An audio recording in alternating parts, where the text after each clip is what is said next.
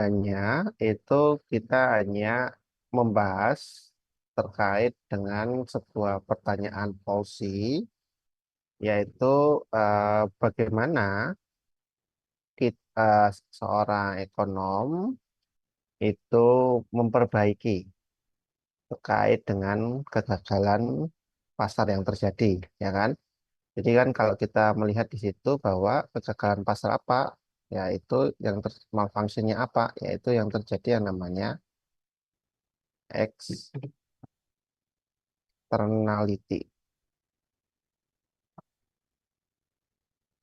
Oke, ini terjadinya yang namanya eksternal titik. Oke. Tuh. Nah, policy problemnya adalah sekarang adalah kita harus karena terjadi eksternality sehingga kita perlu tahu. Nah, kita perlu tahu apa yang dimaksud dengan level environmental quality. Karena kan ini kalau kita hanya ngomong ini, maka ini hanya kalimat normatif kan, kalimat normatif ya. Jadi kita, nah karena dia ini, maka kita perlu yang namanya pengukuran kan, diukur. Oke, ya harus diukur atau dihitung. Nah, atau dihitung. Hitung.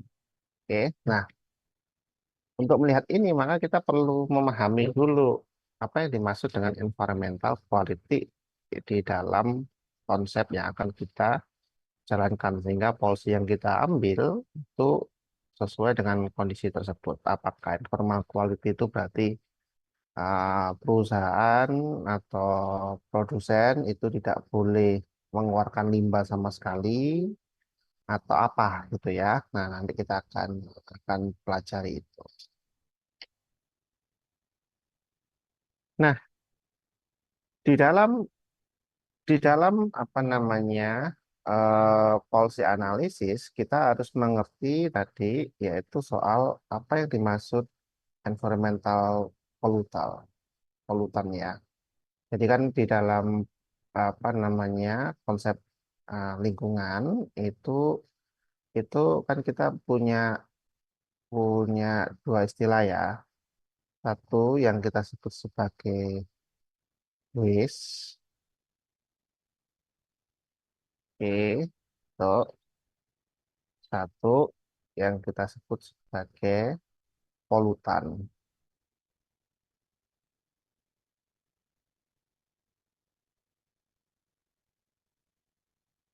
Nah, dua istilah ini kan berbeda kan. Nah, waste, kalau waste itu berarti apa? Waste berarti ini masih bisa dimanfaatkan kan melalui sirkular ekonomi. Ya, misalnya apa namanya perusahaan menghasilkan limbah plastik tuh. Nah, limbah plastik kan masih bisa kita olah kembali, ya kan? Misalnya kita mau bikin apa namanya aspal tuh, atau yang pernah saya ikut bikin itu limbah polutan itu dibuat limbah waste bukan polutan ya. Limbah waste itu dibuat baju. Nah, baju dari biji plastik itu. Nah, itu kita bisa menggunakan yang namanya sirkular. Oke, nah kalau polutan itu kan berarti tidak bisa digunakan lagi ya. Jadi memang dia harus diabsorb, diabsorb, diabsorb oleh lingkungan ya kan harus diserap oleh lingkungan. Nah, kalau polutannya itu terlalu tinggi, artinya apa jumlah lingkungan, jumlah polutan itu lebih besar daripada daya absorb. Nah, ini kan yang jadi problem ya kan. Berarti di dalam sebuah policy itu bagaimana menjaga supaya jumlah polutan yang dihasilkan sama dengan daya absorb lingkungan. Nah, ini yang yang menjadi titik bahasan di dalam policy.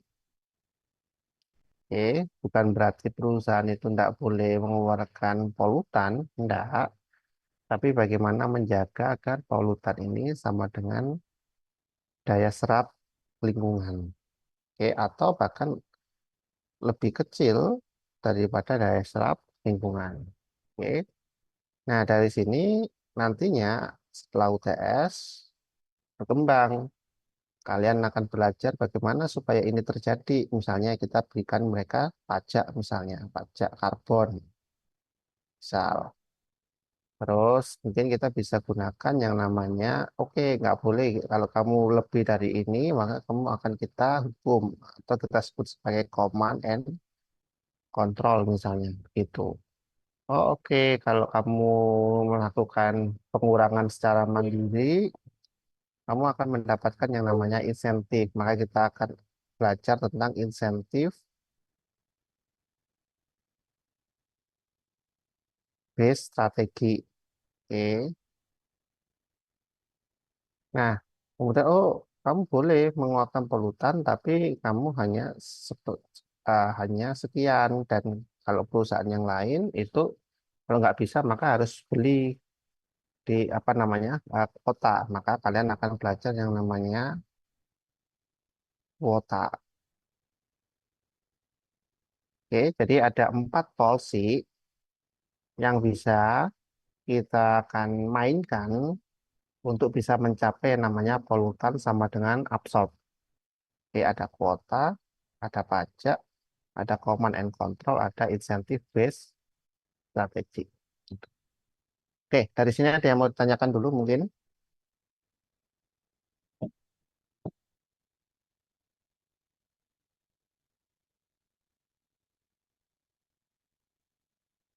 Satu, dua, tiga. Oke ya.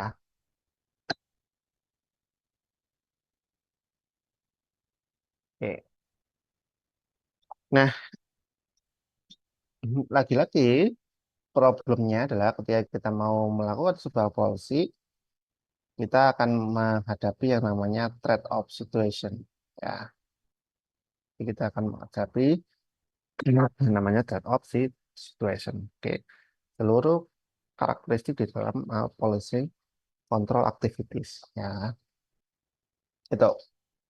Nah, pertama adalah bahwa mereduksi emisi atau pollution control berarti kita akan mereduksi yang namanya damage. Oke, reducing emission, reduce damage ya. Oke, dari bahaya atau dari dampak yang akan ditimbulkan oleh em- dampak negatif yang akan ditimbulkan oleh emisi tersebut. Oke. Nah, tetapi mereduksi emisi itu juga butuh resource. Oke. Jadi menghasilkan emisi itu butuh resource, mereduksi emisi juga butuh resource. Nah, ini yang disebut sebagai trade-off situation. Artinya apa? Kalau kita buatin apa garis dua gini, aksis dan diagonal misalnya,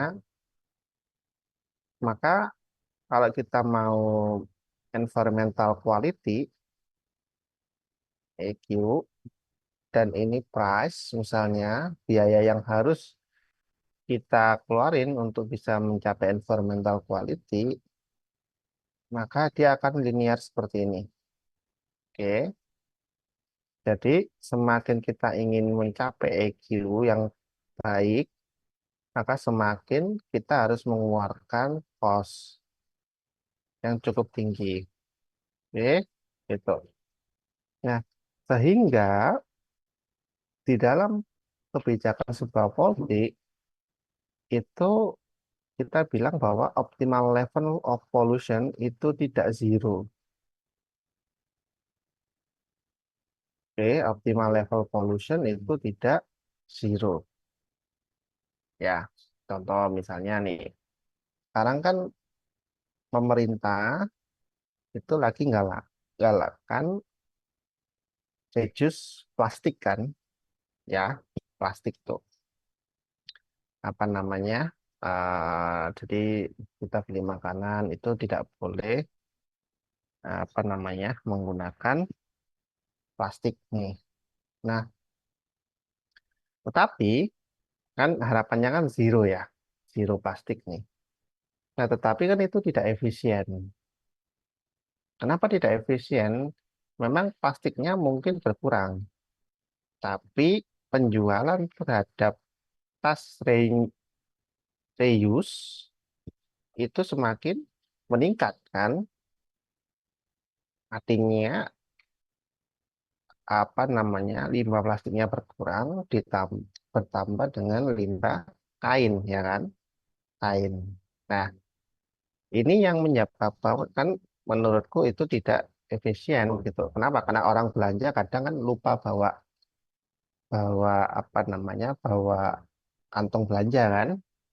Nah, sehingga dia ditawari beli, apa namanya, produk tas reuse tadi ya kan.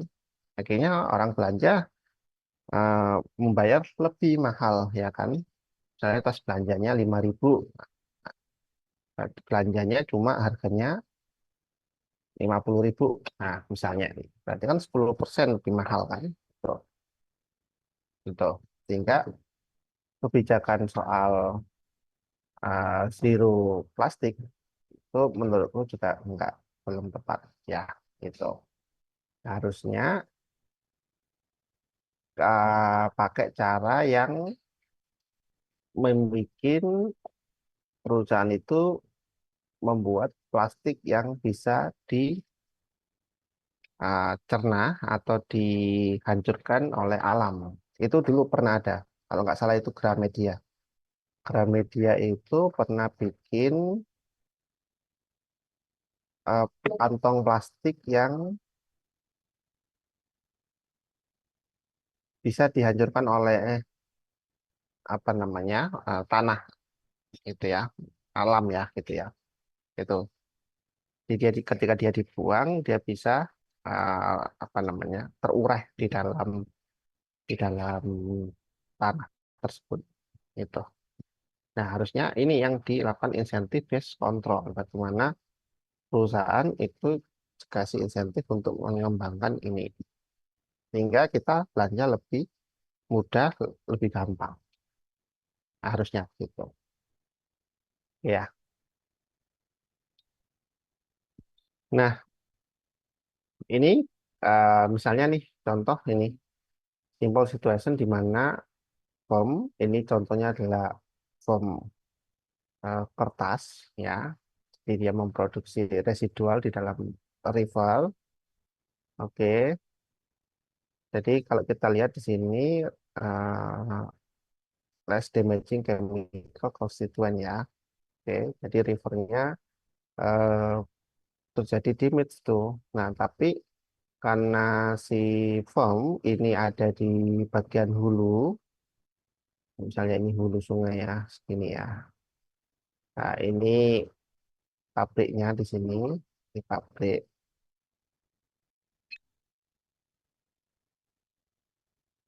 Maka yang terkena residual itu bukan di bagian hulu, tapi yang paling banyak adalah di bagian hilir atau downstream. Hilir. Oke, oke. Nah, sehingga kalau kita lihat di sini, maka, kondisi pabrik ini, jadi ini, apa namanya, kita masuk ke dalam sifat polutan. Jadi seperti yang saya ceritakan di perkuliahan yang lalu bahwa polutan itu perlu kita lihat arahnya kemana, gitu ya. Belum tentu ketika ada pabrik di sini itu pencemarannya ada di sini, gitu ya. Anggaplah ini wilayah A, ini wilayah B. Nah, bisa jadi itu pencemarannya ada di wilayah B, gitu, bukan di wilayah A. Kenapa? Karena ngikutin aliran sungai tadi, ngikutin arah mata angin, gitu. Ngikutin apa namanya kondisi alam yang ada gitu ya, gitu. Nah sehingga mungkin penerapan kebijakannya itu harusnya bukan di wilayah area pabrik, tapi di wilayah area B misalnya gitu. Jadi misalnya konsep yang sekarang, misalnya anggap perusahaan itu mengeluarkan CSR, itu kan mereka merasa bahwa hanya di ring satu aja dampaknya pabrik itu, tapi kan belum tentu di ring satu, biasa saja dia ada di area B yang mungkin jauh dari area A yang terjadi gitu. Nah, ini yang kita sebagai seorang ekonom nantinya melihat lebih luas jangkauannya seperti itu. Oke.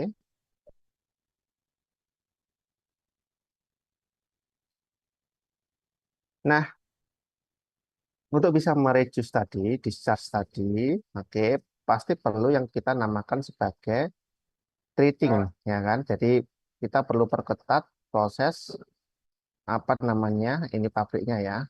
Kita perlu perketat proses pembuangan limbahnya atau kita managing waste. Oke, managing waste. Oke, yang sebelum dibuang. Oke. Nah, untuk bisa seperti ini, maka perlu biaya, ya kan? Perlu biaya. Nah, biaya inilah yang disebut sebagai apartemen cost yang kemarin sempat saya singgung, ya. Jadi apartemen cost ini adalah biaya untuk mereduksi waste dan atau polutan sebelum dia dibuang. Oke, sehingga ini sebagai dasar kita menentukan yang namanya basic pollution control. Oke, yang dinamakan sebagai apartemen cost. Nah, di sini berarti kita mulai belajar nih, selain standar Q sama dengan total cost plus variable cost. Nah, di dalam penemu lingkungan, karena apartemen cost itu adalah polutan, ini kan externality kan, polutan, maka dia harus dimasukkan ke dalam si persamaan di sini atau yang kita sebut sebagai internalisasi.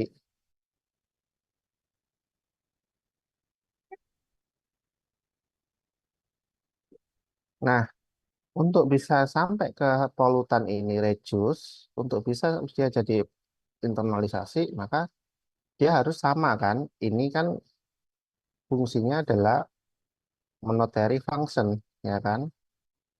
Monetary function. Oke, fungsinya kan uang kan. Sehingga ini juga harus kita rubah ke dalam bentuk monetary function. Nah, berarti kita tambahkan di sini yang disebut sebagai AC itu bukan average cost ya, tapi apartemen cost. Oke, supaya ini menjadi sama nih. Berarti Q atau bukan Q ya, total cost ya. Total cost TC, kan dia komponennya fixed cost, variable cost, dan apartemen cost. Karena apartemen cost ini fungsi dari internalisasi tadi. Gitu.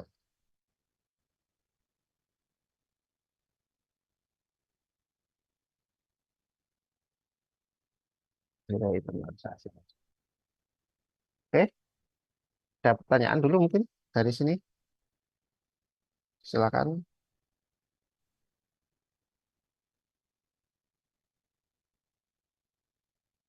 Satu, dua, tiga. Oke ya.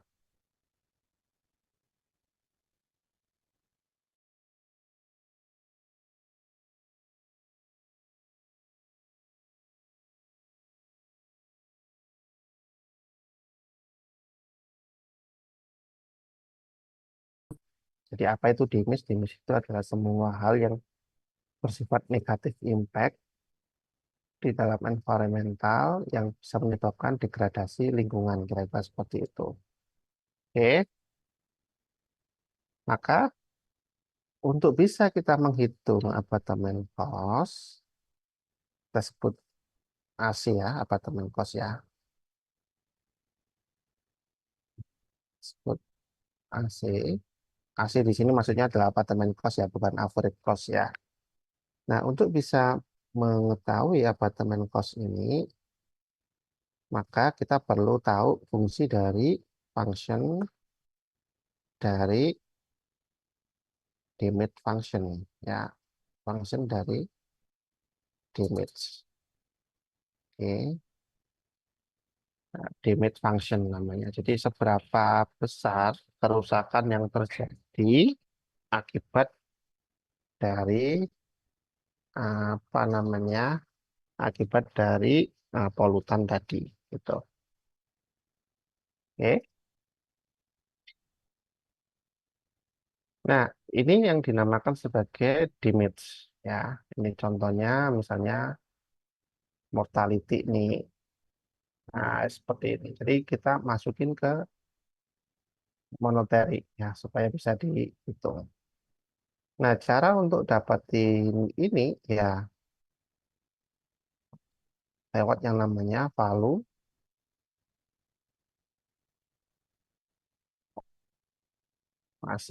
gitu ya. Tuh. Nah, kalau kalian lihat di sini kalian bisa baca nih benefit and cost clean air action 1990 sampai 2010 punyanya. Nah, ini kalian bisa baca. Oke, gitu. Ada yang mau ditanyakan dulu mungkin silakan.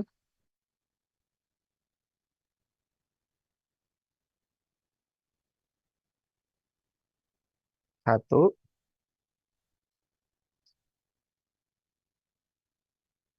dua, tiga. Oke, ya, clear ya. Oke, nah bentuk damage function itu macam-macam gitu ya, macam-macam. Oke, ada yang dia sifatnya seperti ini ya, seperti kurva logistik curve, kan? Kurva logistik curve. Jadi damage, emission tons. Oke, ada yang sifatnya seperti ini. Oke, jadi meskipun emisinya nol, tetap harus ngeluarin uang damage. Nah, kemudian ada sesuai dengan ambient control. Oke, jadi ambient itu apa namanya akumulasi ya, akumulasi dari polutan yang terjadi ambient control. Oke, ambient concentration yang ada di situ. Oke, jadi ini beberapa kurva di dalam marginal damage. Nah, jadi kalau kita lihat bahwa di dalam figur 5 ada dua marginal emission ya. Jadi kita lihat dua emission nanti di chapter ini. Jadi di situ ada emisi dan marginal damage ya. Ada dua di dalam sama periode. Nah, ini ada dua fungsi marginal damage atau kita singkat sebagai MD1 dan MD2. Oke, MD1 memiliki damage yang lebih rendah daripada MD2. Jadi kalau kita lihat, nah, jadi kalau kita melihat membandingkan misalnya ada dua fungsi marginal emission damage function, oke, ada dua. Jadi mereka biasanya itu kita harus melihat yang namanya time specific. Jadi waktunya kapan. Oke, apakah mereka waktunya itu berbeda periodenya atau sama periodenya. Oke, ultimate satu same period emission. Nah, kalau kita melihat di sini berarti kalau ini berbeda waktunya misalnya maka MD1 marginal damage 1 itu akan menghasilkan emisi yang memang lebih rendah daripada MD2 karena terjadi yang namanya akumulasi di sini. Oke, akumulasi. Terjadi yang namanya akumulasi. Gitu. Nah, kalau kalau berbeda, maka ini polutannya juga berbeda. Gitu. Sehingga polutan yang berbeda itu menghasilkan marginal damage yang berbeda.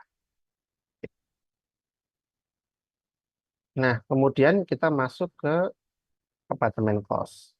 Oke, jadi apa itu abatement cost? Sebenarnya secara teoretik, abatement cost adalah sebuah biaya untuk mereduksi kuantitas dari residual yang ada di environmental atau membuat residual atau polutan itu di bawah ambang batas. Lowering ambient concentration di bawah ambang batas. Oke.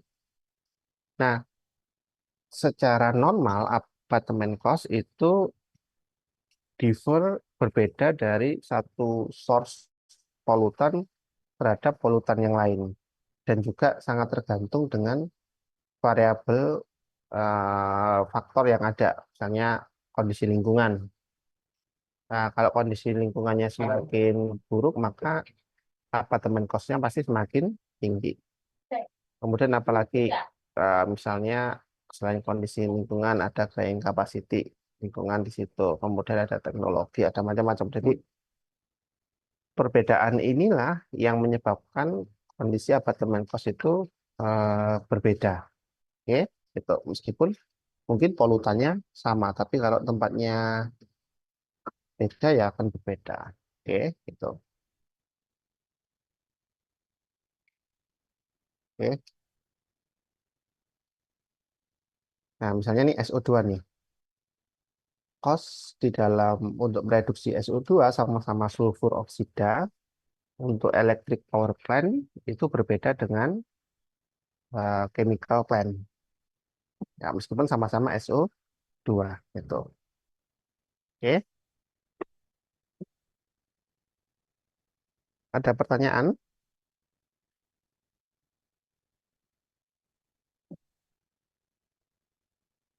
Oke ya, clear ya.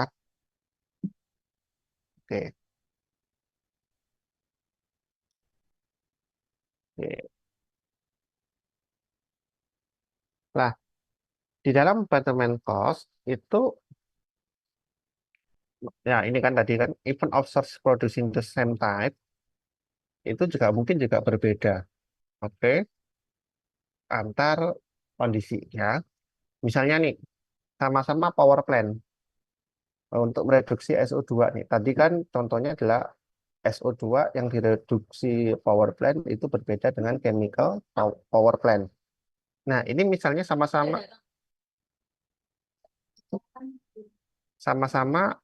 power plant. Nah, ini sama-sama power plant nih. Power plant A dan power plant B. Oke. Nah, power plant A itu teknologinya lama nih, old. Power plant B itu teknologinya baru, new.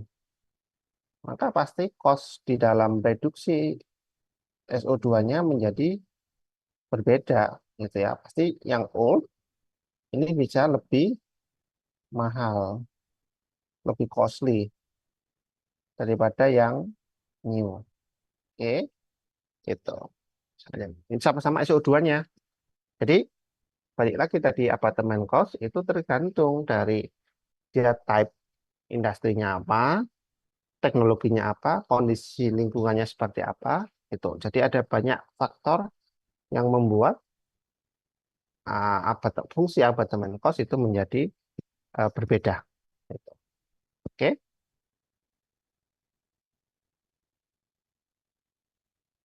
nah mungkin ini langsung kurva ya. Nah ini, nah kan ini fungsi ini mungkin sama nih. Misalnya ini sama-sama fungsi dari SO2, sulfur oksida.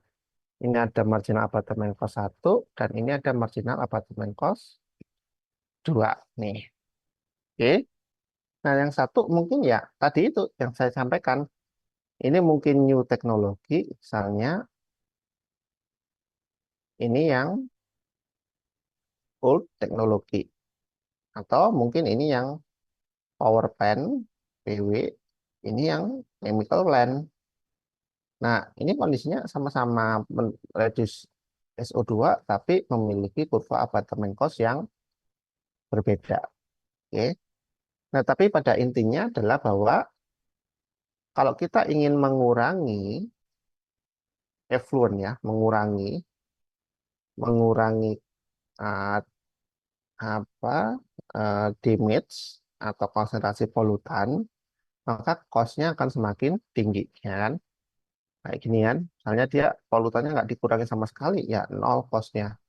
Tapi kalau ingin mengurangi, ya dia akan menghadapi cost yang lebih tinggi. Makanya tadi kita nggak zero. Kadang kalau zero pol- pollution, nah dia akan bayarnya segini nih. Nih. Nah ya kan,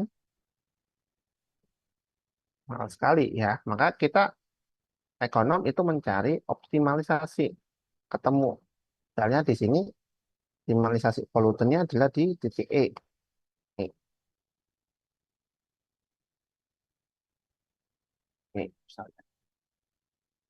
Oke, jadi tetap ada polutan tapi dikontrol.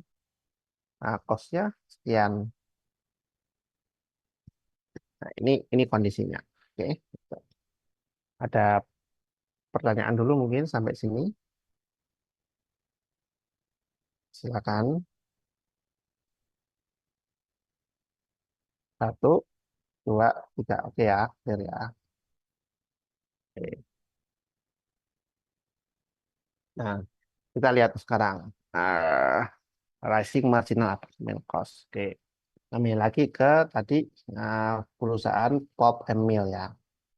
Okay, the first small decrease in pollution may be obtained with the addition of modest setting ya. To get 30-40% reduction itu harus invest to new teknologi supaya lebih efisien di dalam penggunaan airnya. Oke, gitu. Nah, bagaimana perbedaan MAC1 dan MAC2? Oke, di dalam apa namanya reduksi emisi reduksi itu. Oke, gitu. Nah, apa namanya before and after technological change-nya seperti apa? Nah, selain kita berbicara masalah MAC marginal abatement cost, ya, nah kita juga akan membicarakan soal agregat marginal abatement cost. Jadi agregat marginal abatement cost itu adalah penjumlahan kurva yang ada di dalam market ya. Kalau ini kan marginal abatement cost itu adalah kurva di dalam industri ya.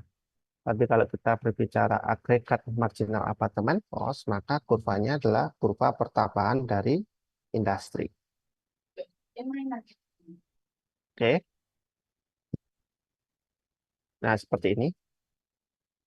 Nah ini perusahaan A, ini perusahaan B.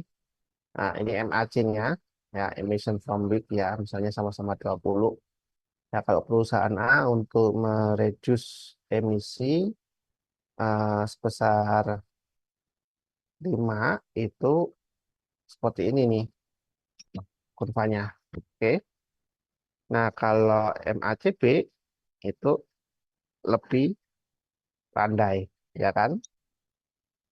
Nah, maka ini dijumlahkan MACA plus MACB ketemu yang namanya agregat MAC. Berarti totally emisi yang bisa direduce adalah 5 tambah 5 sama dengan 10. 10 ditambah 7 sama dengan 17. Oke, 16 ditambah 12 sama dengan 28. Gitu. Jadi ini agregat MAC. Jadi setelah kita menghitung individual MAC, kita melakukan aggregating MAC. Oke, oke ya clear ya. Oke, nah untuk bisa capai ini, nah ini muncul problem lagi ya, harus equal. Kenapa? Ya karena tadi itu ada perbedaan form A, fungsi biaya form A sama fungsi biaya form B itu berbeda. Ada yang kekuatan modalnya cukup sehingga dia bisa beli teknologi baru. Ada yang kekuatan modalnya apa namanya nggak cukup sehingga dia masih pakai teknologi lama dan lain sebagainya. Nah, maka kita masuk ini harus equal nih bagi kita sebagai policy maker. Ketika kita bikin sebuah kebijakan ya harus equal. Jadi yang A bisa ketarik, yang B juga bisa tarik juga gitu ya. Nah, maka kita melakukan yang namanya equity marginal principle. Oke, yaitu bagaimana to get minimum aggregate marginal abatement cost dan mendistribut different source di dalam equity marginal abatement cost. Ini equity marginal principle. Oke, ini. Nah, untuk mencapai equity marginal principle, maka ada satu lagi istilah yaitu yang dinamakan sebagai social efficient. Nah, marginal abatement cost ini nanti kemudian akan ditambah dengan social cost atau ya hanya kita sebut sebagai SAC ya, social abatement cost. Nah, sehingga ketika kita mau melakukan internalisasi, kemudian di dalam ekonomi lingkungan muncul dari total cost itu enggak VC dan FC saja, tapi plus apartemen kos, ya, plus sosial teman kos. Oke, ini. Jadi, maka terjadi trade off nih, karena semakin besar biaya untuk mereduksi sebuah damage emission gitu ya, kan semakin besar tuh. Tuh, makanya sustainability itu costly gitu ya. Untuk kita melakukan sustainability itu memang membutuhkan biaya yang cukup besar.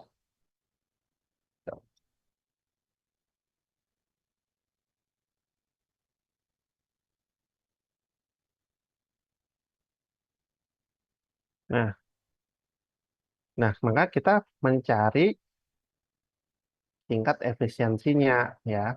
Kapan itu terjadi efisiensi ketika MAC bertemu dengan marginal damage. Nah, inilah yang disebut sebagai yang kita cari yang disebut sebagai efficient level. Jadi bukan zero emission ya, bukan zero di sini, bukan ya. Karena kalau zero di sini maka kalian harus bayar di sini nih ya. Yang kita cari adalah perpotongan antara marginal efisien dengan marginal damage ya. Yang A ini berarti adalah area di mana dia normal damage ya. Jadi bisa absorb, jadi bisa carrying capacity absorption. Yang B ini adalah apa namanya uh, surplus ya, damage yang marginal abatement cost yang surplus marginal abatement cost gitu. Jadi dia jadi kondisi yang emisinya nggak terlalu terserap, tapi cost-nya juga tidak terlalu tinggi. Ya, gitu. Oke. Nah, kita bahas. Jadi, ya aksen itu adalah suggest to efficient level. Oke, di dalam emisi ya. Involve a relative large quantity of emission and substantial environmental damage ya. Oke, itu. Nah, kemudian mungkin ini hanya apa namanya konsep ya. Jadi mungkin di dia real world itu every pollution problem is different. Nah, ini problemnya di situ. Jadi setiap pollution itu memiliki titik keseimbangan yang berbeda ya. Karena marginal damage dan marginal ini itu satu satu sumber polutan. Jadi misalnya kalau SO2 nih sulfur oksida ya oke SO2 aja. Ini akan berbeda dengan PM11 ya particulate mono itu 11 PM11. Nah, ini juga akan berbeda lagi dengan apa namanya polutan yang lain gitu ya. Jadi yang menjadi tantangan di dalam Excel itu adalah kita harus menghitung masing-masing jenis polutan karena masing-masing jenis polutan memiliki MAC yang berbeda. Polutannya sama tapi teknologinya beda atau apa namanya kondisi sektornya berbeda pun memiliki MAC yang berbeda. Tuh. Oke, ada yang mau ditanyakan dulu mungkin sampai sini silakan.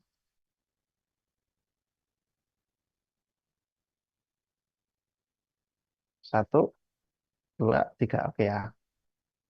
Nah, ini kira-kira perbedaannya ya. Nah, efisien emission level of different polutan ya.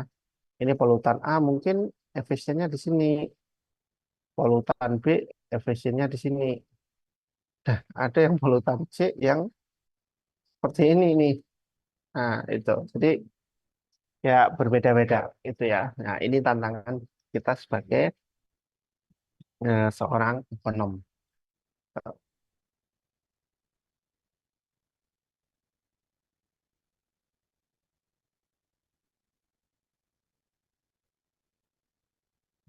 Change level efficient emission itu ya last year or last decade is not necessarily the level of efficient today ya. Jadi mungkin juga akan berbeda tiap tahun gitu ya. Karena kondisi alam juga menentukan bagaimana marginal demand dan marginal abatement cost itu berubah itu. Ada banyak faktor kondisi alam, discovery teknologi dan lain sebagainya. Penambahan jumlah penduduk mungkin dan lain sebagainya. Nah, sehingga change emission-nya itu juga akan berbeda seperti ini. Jadi bisa bergerak ke kanan atau bisa bergerak ke kiri ya, gitu ya. Jadi misalnya marginal damage yang berubah nih dari E star 1 ke E star 2. Tapi karena teknologinya nggak berubah, maka MAC-nya sama tetap.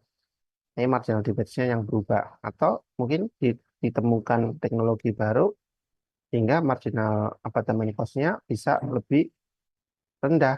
Nah, ini bisa bisa berubah seiring in the long run-nya, seiring perubahan waktunya. Gitu.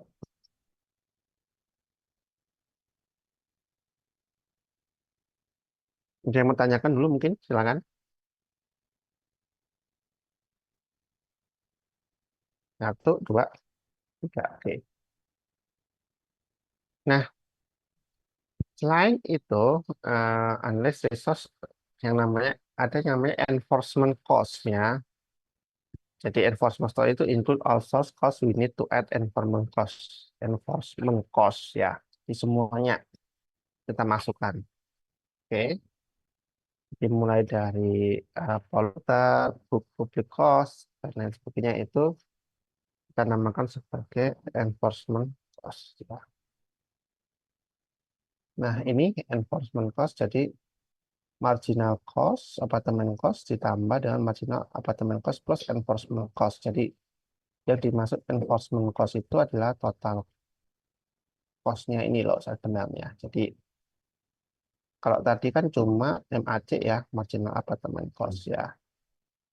Nah, ini ditambahkan dengan fixed cost sama variable cost tadi. Nah, maka sebenarnya ini semua masuk di dalam MAC, marginal apartment, sorry, enforcement cost ya, enforcement cost yang terjadi.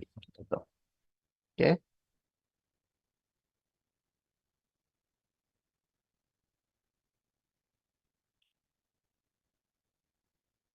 jadi vital important di dalam enforcement cost itu adalah good enforcement teknologi sebenarnya. Jadi fungsi yang paling berpengaruh terhadap penurunan dari MAC dan marginal damage adalah bagaimana menciptakan atau mendorong sebuah teknologi yang bisa mereduksi hal tersebut. Gitu. Nah, kemudian bagaimana kalau mengaplikasikan equi marginal prinsipalnya ya, gitu ya. Jadi ada misalnya ada multiple source polutan, oke, dan dia memiliki diferensiasi marginal abatement cost pasti, oke. Tapi kita mau mereduce agregat emisinya, oke. Kita nggak melihat satu-satu nih. Nah, oke, maka kita bisa melakukan tadi itu menghitung enforcement cost ya, tapi kita perlu equi marginal principle. Jadi tidak apa namanya keseimbangan balance untuk cost reduce di dalam apa banyak multiple source untuk partikular. Nah, misalnya ini nih, equi marginal principle nih. Nah, source A itu kalau emisinya 12 itu nggak perlu ambil tuh. Oke. Nah, source B itu 1 2. Kalau 11 ton itu source A 1, source B 2. Kalau 10 ton source A 2, source B 4. Nah, maka di mana equi marginal prinsipalnya gitu ya. Nah, kita bisa melihat kita harus jeli untuk melakukan analisis mana yang paling dekat gitu ya, mana yang paling dekat. Oke, maka kita bisa mengambil yang paling dekat adalah berarti kalau equi marginalnya berarti source A itu misalnya itu adalah harus dikurangi sampai ke 2 emisi misalnya, maka source B itu hanya cukup mengurangi 5 ton ya. Nah, ini kan mengurangi source B kan, yang ini mengurangi source A. Oke, maka 25 dan 24 inilah yang disebut sebagai equi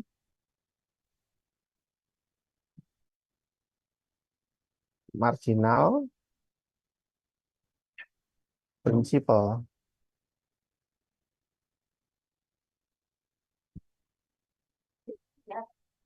Equi marginal principle. Oke, jadi tidak semuanya itu sama-sama dikurangi. Jadi source A karena dia cost-nya lebih rendah, maka dia diwajibkan untuk turun sampai 2. Source B itu karena cost-nya lebih tinggi, maka dia diwajibkan hanya turun sampai 5 ton per week. Ini yang dimaksud dengan equi marginal principle. Jadi nggak sama penurunannya. Tuh. Tergantung dari function dari cost yang dibebankan. Gitu. Oke, ada pertanyaan dulu mungkin sampai sini, silakan.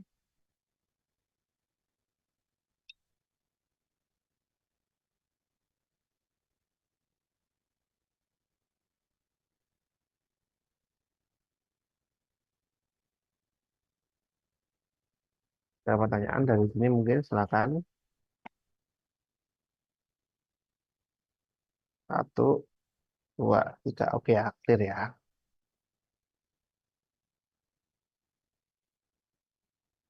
Nah, ini contohnya misalnya ya. Source A weight cut 5% to 6 ton per week, MAC level of 6 week ya, itu misalnya. Kemudian this level of emission MAC source B itu kalau di cut 6, nah ini dia terus 20 nih, mahal kan? Nah, maka kondisinya akan seperti ini. Nah, 21.000 untuk source A, 56.000 untuk source B misalnya, sama-sama 50%. Nah, maka harusnya source B, source A itu punya different ya.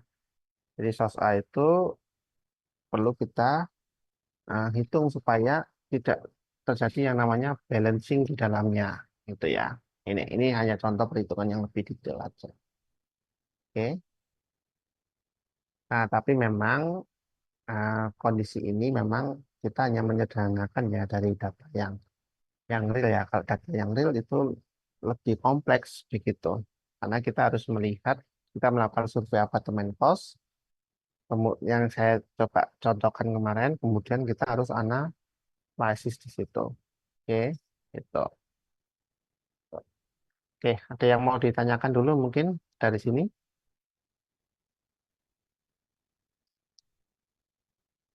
Satu, dua, tiga. Ya, oke. Oke, mungkin itu ya. Jadi pembahasan kita bahwa sebelum masuk ke nanti di yang lebih detail di dalam kebijakan setelah UTS, nanti dengan Bu Nuraini. Nah, itu kalian harus memahami bahwa ketika kita mengambil kebijakan, ada beberapa hal yang perlu kita perhatikan. Yang pertama adalah ada marginal damage di situ. Oke. Kemudian ada marginal abatement cost. Nah, marginal abatement cost ini nanti muncul yang namanya enforcement cost. Nah, masing-masing ini itu berbeda. Source-nya bisa menghasilkan marginal damage dan marginal abatement cost yang berbeda, atau sektor usahanya, atau apa namanya teknologi yang digunakan. Tuh. Nah, untuk bisa melihat itu, maka kita perlu menggunakan prinsip yang namanya equi marginal principle. Oke, itu. Nah, konsep ini nanti kalian aplikasikan di dalam 4 policy untuk lingkungan tadi, yaitu ada kuota, ada pajak, ada command and control, dan ada incentive based strategis. Jadi ada 4. Nah, masing-masing pertemuan nanti kalian akan belajar 4 hal ini, gitu ya. Tapi itu setelah UTS, oke? Gitu. Nah, kemudian untuk UTS-nya adalah apa namanya ISA ya. Jadi ISA tetap masuk di kelas ya, tetap masuk di kelas. Hari apa UTS-nya untuk apa lingkungan? Hari Jumat, Pak. Jumat minggu depan ya. Iya, Oke, minggu depan ya. Jadi offline ya. Kemudian kalian akan belajar di situ. Oke, mungkin itu ya yang bisa saya sampaikan. Nanti ini materinya saya upload di Hebat. Oke, ya belajar buku textbooknya ya, supaya kalian lebih memahami. Ya mudah-mudahan lancar untuk UTS-nya ya. Oke, terima kasih semuanya. Assalamualaikum warahmatullahi wabarakatuh. Waalaikumsalam. Waalaikumsalam.